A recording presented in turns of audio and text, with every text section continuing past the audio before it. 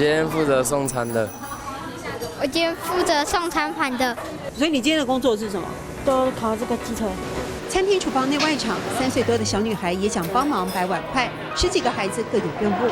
都是打饭班的小朋友，对，因为他们也要共同吃饭，然后他们就会共同参与啊，打饭啊、装汤啊、洗菜啊、配菜啊。叶凤英念高2的女儿这一天负责帮忙烹煮，从小吃到大，口味独特的面疙瘩，不是一般的白面团，里面混入客家风味的油葱和炒过的猪肉末。变的面疙瘩就是面粉团这样下去煮，我们的是有在调味过。抹空锅要这种吃法，没看过这种吃法。你可以吃吃看，你试看呐。一大碗面疙瘩做法简单又容易饱足，是叶凤英的朋友母亲一位客家阿婆运用有限食材变出的美味。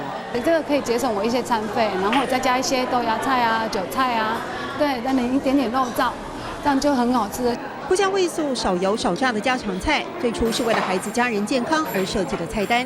叶凤英和一群朋友自创共煮共食模式。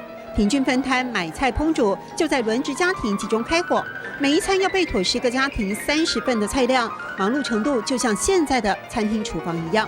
大家也是有要节省能源，不用10个家庭一起都开火，10个家庭都要去用那些瓦斯啊、电啊。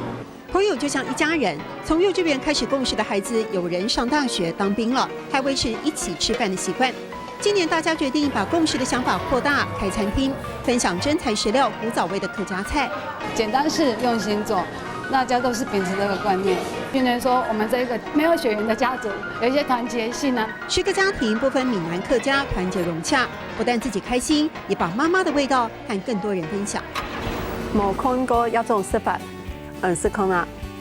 冇看過一種食法，是空啊！谢谢宗怡老师。